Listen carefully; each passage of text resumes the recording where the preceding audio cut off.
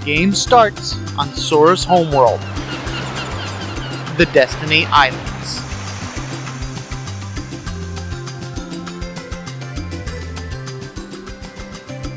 What's going on, everyone? MiddleBlade427 here, and I present to you Kingdom Hearts 1.5 Final Mix Remix.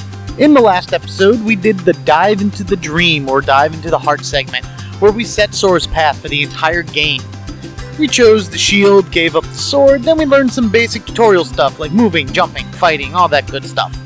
In this episode, we will be introduced to a bunch of our friends, and we'll be able to walk around and explore the island. The first person we're going to be introduced to is this lovely lady found right in front of Sora. So this is Kairi, the game's quote-unquote love interest. A lot of what happens to Sora in this game is driven by his need to reunite with his friends, specifically Miss Kairi here. She has a very mysterious past. As we find out later, she was not born on the islands, but just kind of showed up one day.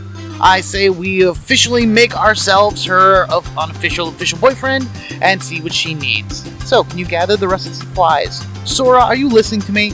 A good boyfriend will say yes. A better boyfriend will say, what was that again? Jeez.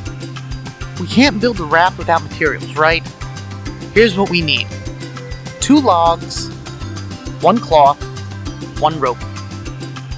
Bring everything back here. So basically she's going to be sending us on a fetch quest, which is good because it'll give us time to explore around the island and kind of take in the scenery and talk to some of our friends. As you can see here on the Destiny Islands, we are on a beach setting, so let's go get our log first. Over from the tutorial, you can hit X to swing the sword and circle to jump. But before we go talk to everybody, why don't we jump into the menu and we'll check it out. The main menu screen here gives us access to a bunch of useful things we'll be able to know throughout our journey. Basic layout is all the options are to the left, characters and levels and whatnot to the right. What world we're at is in the upper right corner, and then what room or area we're currently in is in the middle. Let's go from top to bottom and see what these options are. In the items menu, you can see any of the items that Sora and the party members are currently carrying. Sora can right now only hold 3 items, and that'll grow as the game goes on. That doesn't mean you can hold 3 different items. If you had like 4 potions, you'll only be able to hold 3 of them. All your extras are found in the stock, and from there you can move them to a character. This way you can bring certain items into battle. Sora starts the game with a basic wooden sword because it's dangerous to go alone. Take this with you. When he gets new weapons, he'll be able to switch them out whenever. He can also equip up to 2 accessories right now, 3 by the end of the game. Accessories will affect his stats in positive and negative ways, and will grant him various bonuses throughout the game as well. Sora and all the other members that you come across will be able to use abilities. You use AP in order to activate certain abilities. Once you run out of AP, you can't use anymore. And EXP 0 is exclusive to Proud Mode, thus making the game even harder when you can't gain any experience. As Sora learns new abilities, he'll be able to equip them. And then there are shared abilities that don't require AP, but don't come around as often as normal abilities do.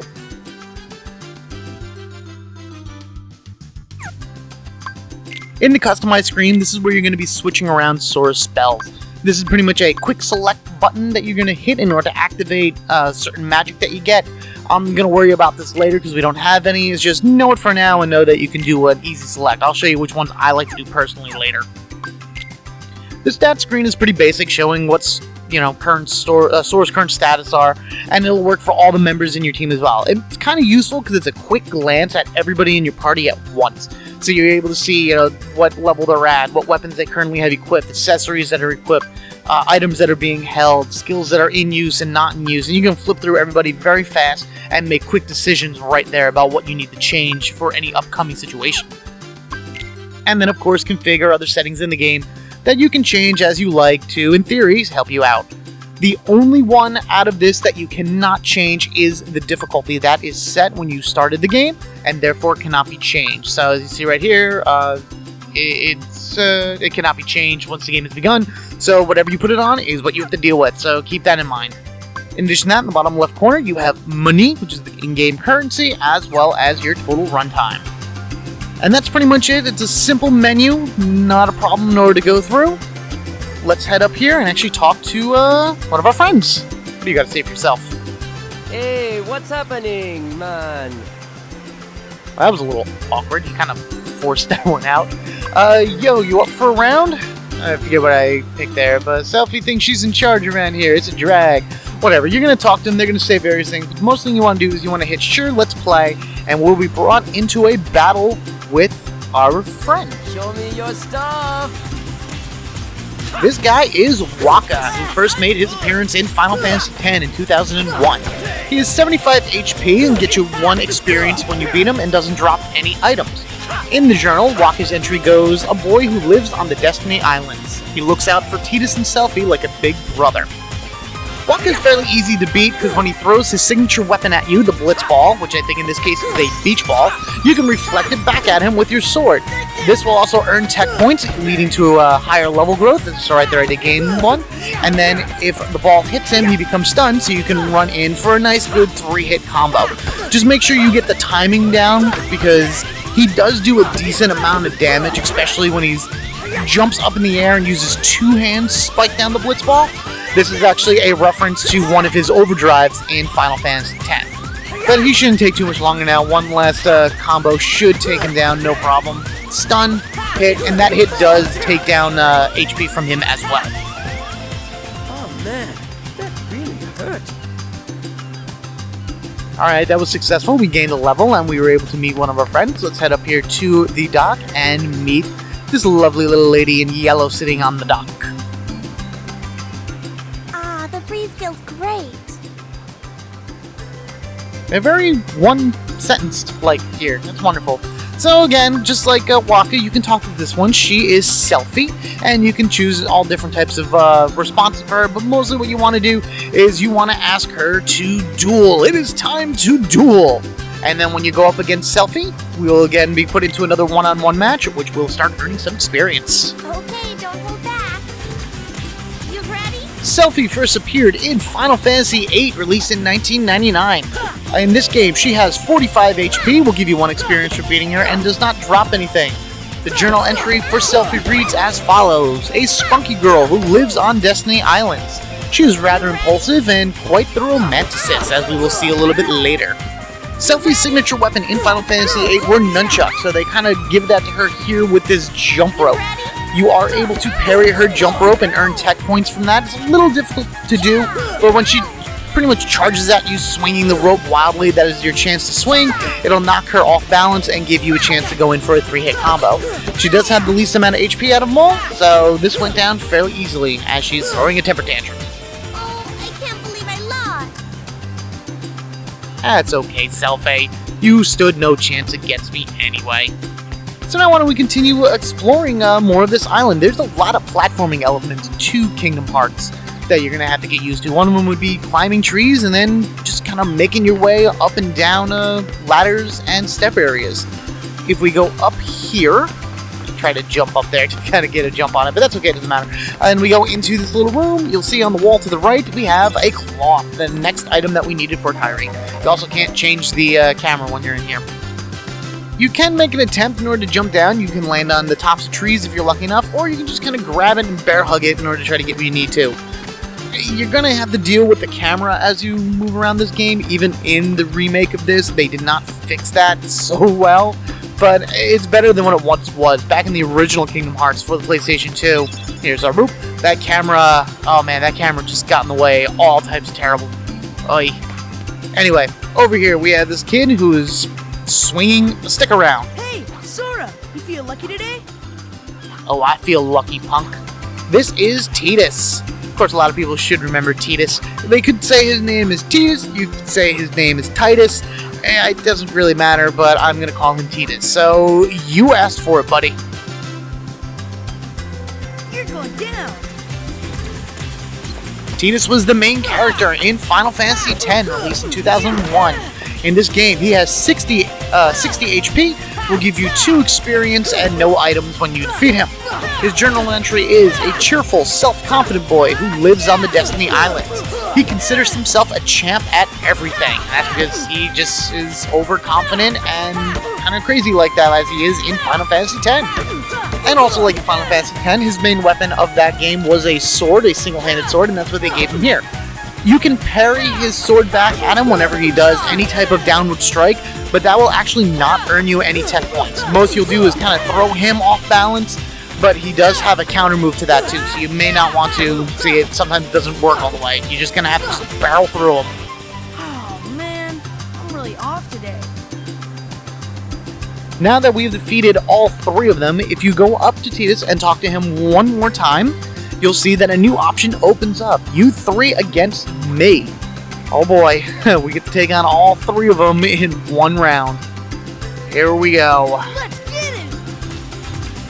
My advice for this particular battle, concentrate on Selphie first, because she has the least amount of HP out of the three.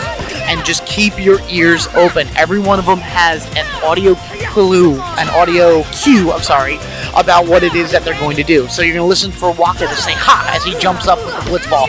You're going to listen to Tidus kind of taunt you every so often. And usually when they sit there and they do their audio cues, they're not moving and they're not doing anything. Or they're telling whatever attack they're going to do next. So use that to your advantage and try not to get caught into a corner. After you beat Selphie, I would then concentrate on Tidus just because he's the strongest out of the two. And Wakka's fairly easy to take care of, especially because you can just hit the Blitz Ball back at him. If you're lucky enough to swing your sword as he throws the Blitz Ball at you and you manage to parry it somehow, the Blitz Ball can stun any of the other people on the field as well. So you can inadvertently stun Tidus as you're trying to attack Selphie with Wakka's Blitz Ball. I know, seems a little crazy, but it all kind of works out. So there goes Selphie. I have Tidus to work out with next. Problem is if you lose track of Wakka, he will mess you up pretty badly, especially if he hits you with one of his stronger techniques. Alright, let's go. I like to try to also keep Wakka in view, because if I can see him throwing the ball at me, then at least I have a better chance of dodging it.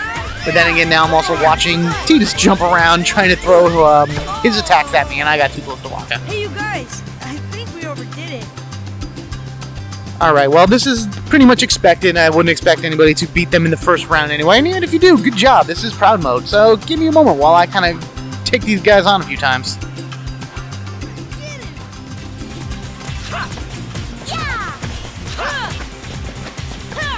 You ready?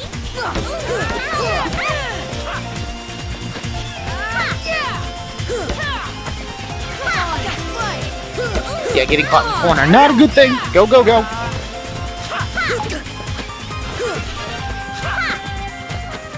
Just gotta stay moving. Gotta keep up the feet moving and try not to get hit.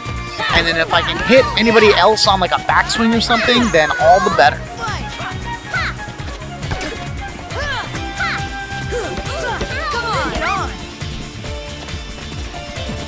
Oh, come on, she's gotta be close to dead. Oh, there we go. Okay, good. Next. Oh boy.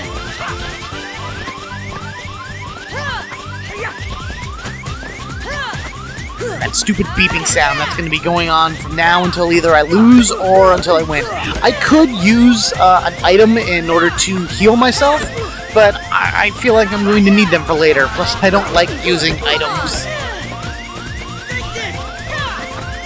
Whoa, that was close. Ow!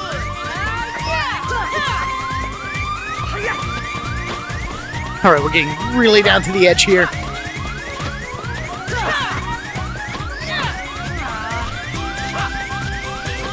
Oh, nice! Oh, and seeing there's Tidus stunned because I was able to hit the Blitz Ball in addition to, well, I guess hitting him, so it stunned Tidus for a little bit. Alright, good. Beat him, and now it's all Wakka. Oh boy. I really should not bother trying to get close to him. I should stay as far as I can and just keep reflecting the ball. I'll earn a tech point every time, and then I can run in really quickly for a 3-hit combo. Don't really know how that was able to reflect back at him, but I'll take it. Yeah, watch out for Wakka's close range technique too, where he'll just kind of take the ball and spin around frantically wherever he's standing. And I beat him.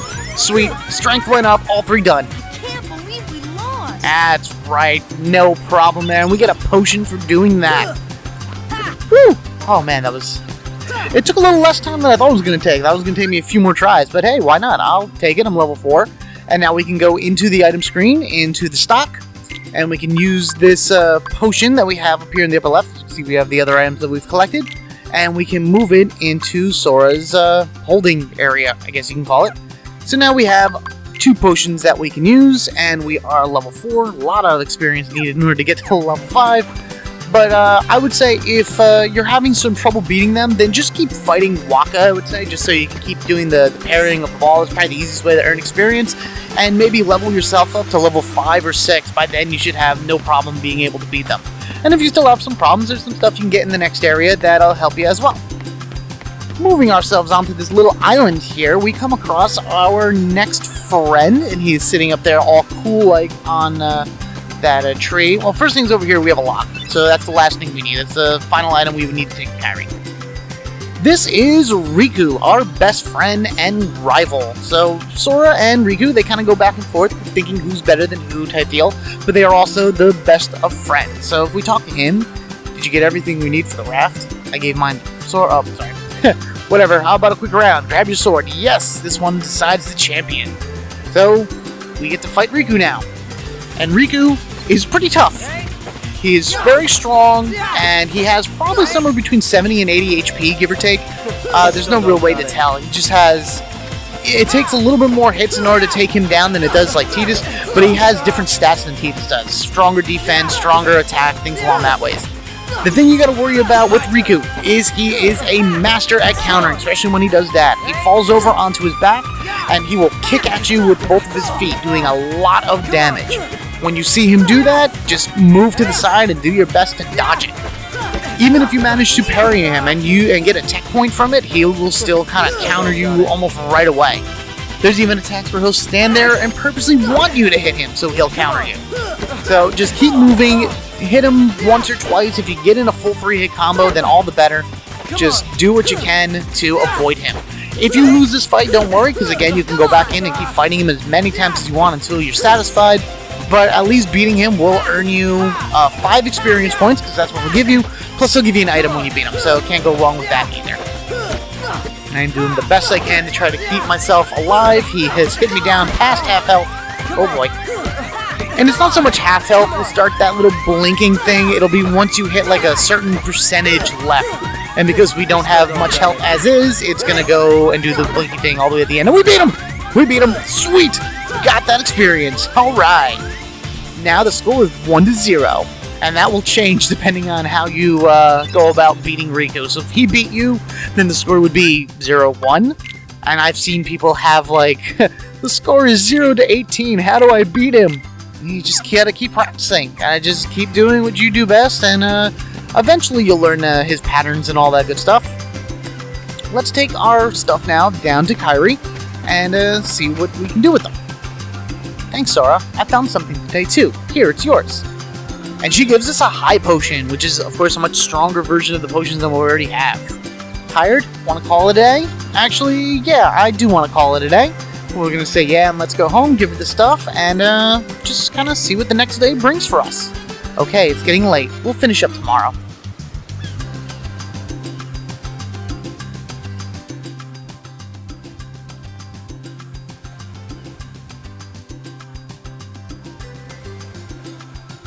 So, Kairi's home is out there somewhere, right?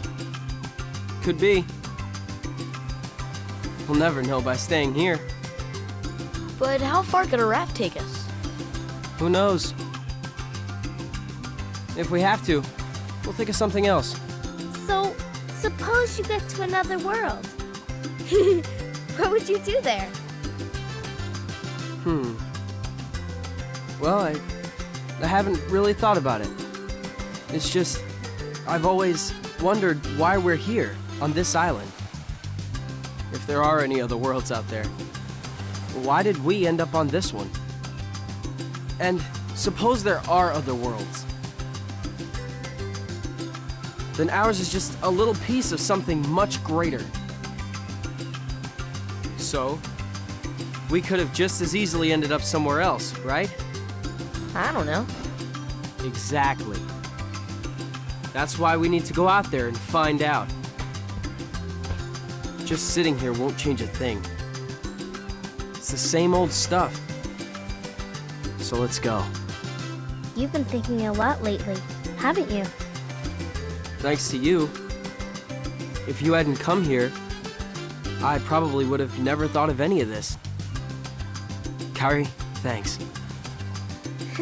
You're welcome.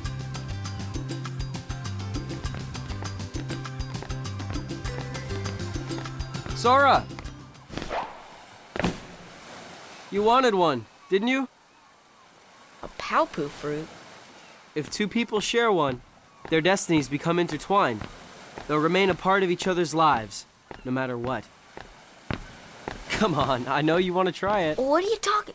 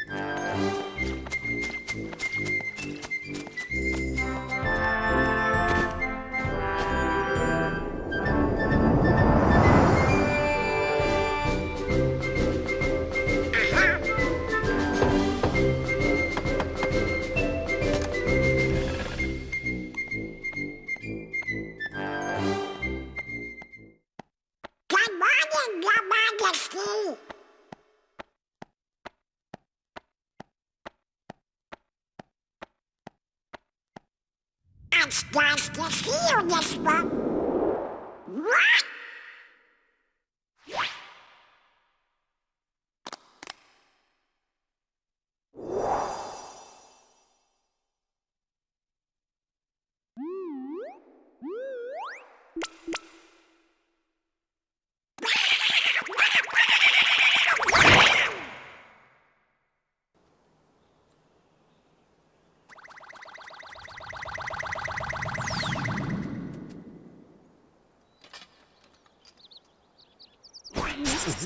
Wake up, Goofy!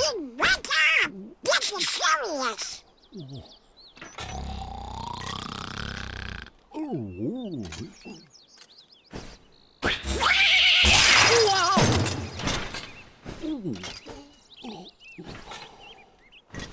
Hey there, Donald. Good We morning. got a problem, Goofy.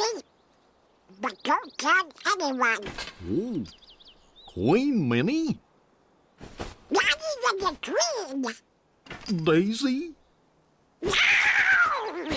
It's top secret. Oh, good morning, ladies. What?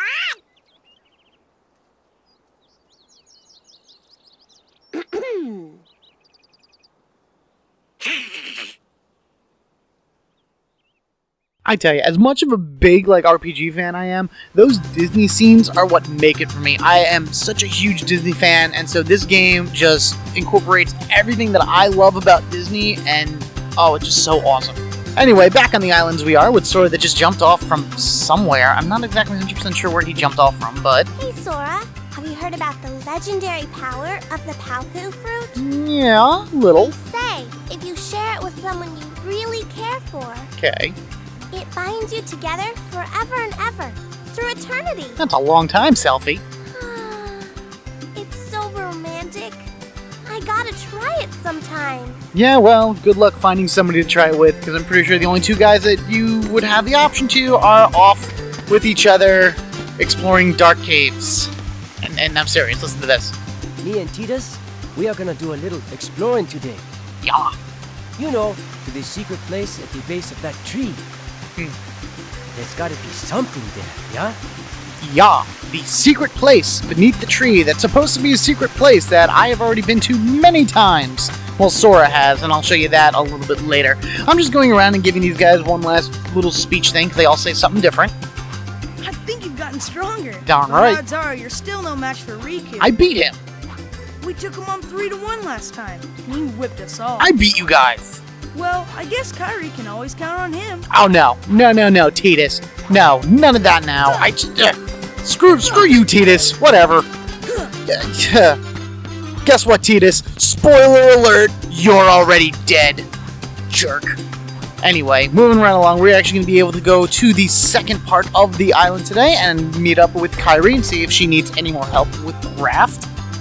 This next section that we're on has a pretty interesting obstacle course thing in it. Bridges that'll fall out from behind you, a tower up there, and Riku standing over to the side. Hey Sora, our craft still needs a name. Let's see, how about Highwind? Oh yeah, because that's an original Final Fantasy name for you. 100%. What would you call it? Ooh, Excalibur! We are 2 for 2 with Final Fantasy originality right now. Now, you can go around and change it, but it doesn't really matter, because you're going to hit OK, and you're going to go back to the conversation. Excalibur! How about the usual? Let's do it. Whatever the usual. I think it's Ragnarok or something like that. You guys at it again? Alright, I'll be the judge. So this is pretty much a race. We gotta run across the bridge and everything. We gotta go to the back and touch the star and make it back to Kairi. First one that does that wins. If I win, I'm captain. And if you win... I get to share the Palpu with Kairi. Huh? Deal? The winner gets to share a Palpu with Kairi. Wait a minute. Okay, on my count. Hold on. This guy is starting to mack on our woman, saying that he is going to be the one to share the everlasting bond with her. I think not. The best way to beat Riku at his own game is to kind of get him flowing off the beaten trail. He is faster than Sora, but we have shortcuts that we can use. Stick to the far right. Do not go up the ladders. Do not try to do any fancy jumping or anything like that. Riku may be faster, but he takes such a long, exaggerated route in order to touch the star and then get back. So as long as we are somewhat ahead of him, we can jump, touch the star in midair, turn, and just fall. A lot of times they're going to want you to jump on the trees and use the trees to get back. You'd think that may be the fastest route. No. This right here would probably be the hardest jump because you need to make it in 1 or 2 tries. But if you do that, then you should have no problem beating Riku back there, because he's going to be doing these crazy jumps over the bridge and all kinds of craziness. And with that, we beat him. Scores 2-0. All right, take that, Riku. What do you got to say for yourself? We get a pretty stone? Oh, how pretty. Yeah. Lighten up. It's just a name after all. Wait, it's just a name? Are you kidding me? That's right, Sora, you give him the eye. You know what you did, Riku. You know what you said. Oh well. Moving on to Kairi. We gotta go inform her about how we won a race in her honor. That, we are the only ones that are needed to protect her and all that good stuff. So, what do you got for us, baby? What should we do for today? Today, we're collecting provisions for the trip. Oh boy. Alright, Sora, you're looking for 1 seagull egg, 3 mushrooms, 2 coconuts, 3 fish, and fill this up with drinking water. But not from the ocean. Of course not, because the ocean has salt, and we do not want salt water. Not really sure how all that food, that little amount of food I should say, is going to be enough for 3 people to go on a everlasting journey, but let's start by collecting some coconuts. You're going to be wanting to swing your sword and hit these trees. The coconut that you're going to want to collect are yellow in color. Those are the ones that are ripe and ready to go. Good, there it is. Ripe and ready to go. That was weird. It may take you a little while for you to grab another one, but they are there, so just keep hacking at the tree until one falls. Now we need a mushroom. Hopefully they're not poisonous, and our first one can be found inside this little cave. Push the rock, grab the mushroom, good to go. Before we collect any other provisions for the trip, we are actually going to use this box over here to go collect our first accessory. Right up there in that cave that you can see above Sora. We're going to need to throw the box over here. And this, I believe, is your only time that you're going to be able to collect this item. So either you get it now or you don't. Getting it doesn't really do one thing or another, but you will be able to grab yourself a Protect Chain, which again is our first accessory, by going into our equipment screen and down to an accessory slot. We can put it on. As you can see, it'll raise our defense by 1. So even though we chose the shield, which gives us naturally higher defense, and gave up the sword, which should drop the strength, hypothetically, we're at 7 strength and 7 defense. So it's fine. Here's another mushroom as far as statuses are concerned.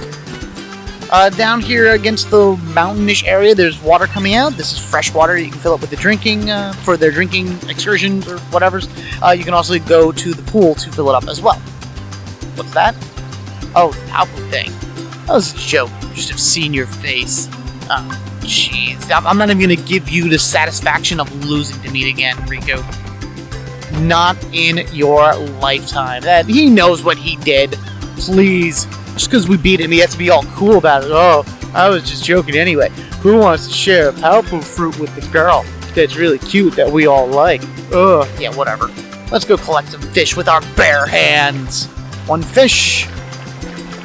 And 2 fish. Good thing there's exactly 3 fish right here towards shore, or else we would probably not be able to get them all.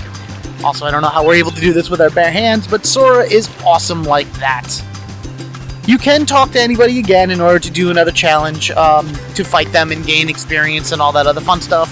But because I beat them before, I'm not going to worry about that. What I am going to do is I'm going to attempt to jump up here. Here we go. And we're going to use our amazing platforming skills to kind of climb up this tree awkwardly and jump behind us and steal a seagull egg. I should probably get out of here because if the seagulls are just as bad as like Hilco's from Legend of Zelda, we could be dead at any moment. So let's just get out of here before Mama Seagull realizes that her egg has been stolen. I'm going to head down over this way because this is where the save point is, and I think I'm going to end it right here. In the next episode, we'll finish gathering all the supplies we need for us to take our journey. We'll bring them back to Kairi, and we'll see about getting off of these islands, which apparently is something that all kids want to do. They want to go and they want to explore and they want to set sail into a vast ocean where anything can happen, because we are not scared, because we are within our early teenage years. We don't know any better. Thank you all for watching. Be sure to rate and comment down below, and if you haven't already, hit that subscribe button so you can get equipped with me, MetalBlade427. Until next time, everyone, you have a good one, and I will catch you all later.